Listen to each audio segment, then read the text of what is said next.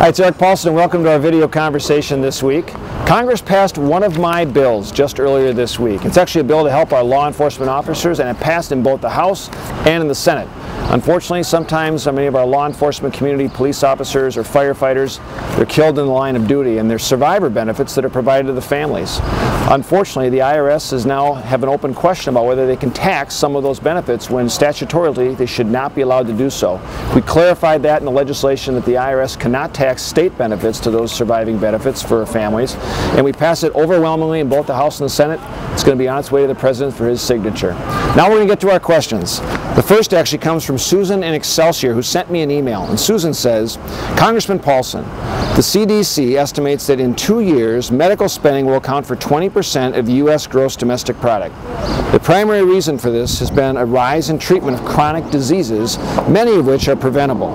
As Congress considers ways to reduce health care spending, improving how we manage chronic diseases should be at the top of the list. Thank you, Susan. Actually, Susan, you're absolutely right.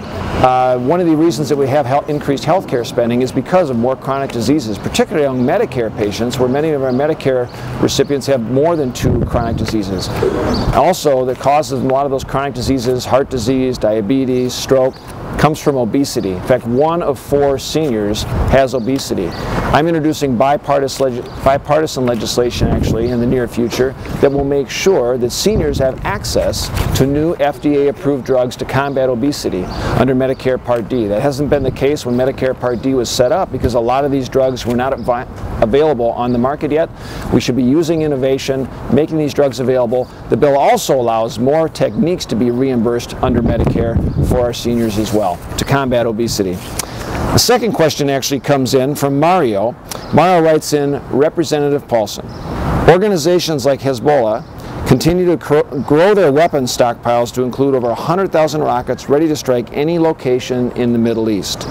Hezbollah has shown no interest in being a legitimate organization in the region.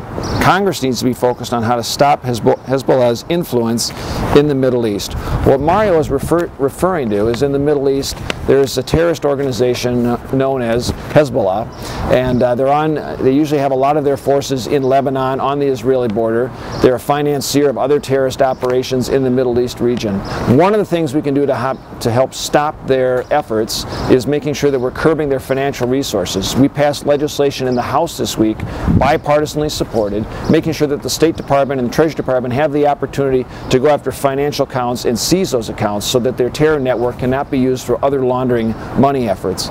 It's something that's important we pay attention to. Hopefully it'll help bring more stability to the Middle East region as a part of that effort. Thanks for joining us in our conversation this week. If you have any thoughts, questions, ideas, you can always email me, find me on Twitter, of course on Facebook, paulsen.house.gov. Have a great weekend and a great week.